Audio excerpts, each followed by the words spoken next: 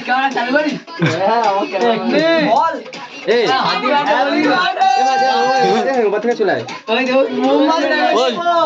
ও সবাই এপারে আছে তারপর ভালো লাগবে তো মনি ঘুমুচ্ছি যদি ভালো একটু খারাপ তো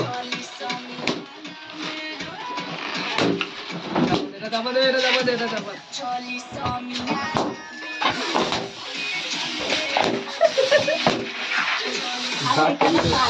মাথা বেলে নিচ্ছি কি বলবো